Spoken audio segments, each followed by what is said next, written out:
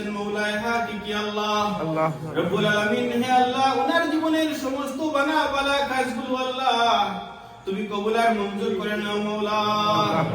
ইয়া রব্বুল আলামিন, হে আল্লাহ, ইসলামের জন্য আল্লাহ দ্বীনের জন্য যে কাজটুকু করেছেন মওলা, হে আল্লাহ তুমি এই কাজগুলোকে কবুল আর মঞ্জুর করে নাও আল্লাহ।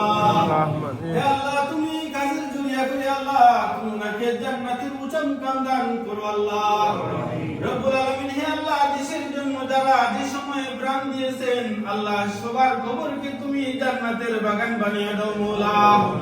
ইয়া রব্বুল আলামিন, ইয়া আল্লাহ, আমরা যারা হাত উঠাইছি আল্লাহ আমাদের অনেকের মা নাই বাবা নাই আল্লাহ।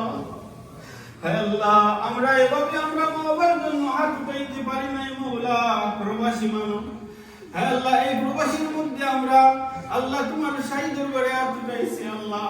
হে আল্লাহ, তুমি আমাদের মা বাবার কবরকে আল্লাহ তুমি জান্নাতের বাগান বানিয়ে দাও রব্বুল আলামিন। হে আল্লাহ, যে মায়ের দোয়া ছাড়া আমরা ইমাম হতে পারি নাই, বড় লিডার হতে পারি নাই, হে আল্লাহ বড় ব্যবসায়ী হতে পারি নাই, যে মা দোয়া না করলে আল্লাহ বড় বিত্তশালী হতে পারি নাই, এই মা আল্লাহ আল্লাহ তুমি কবরের মধ্যে শুয়ে আছেন আল্লাহ।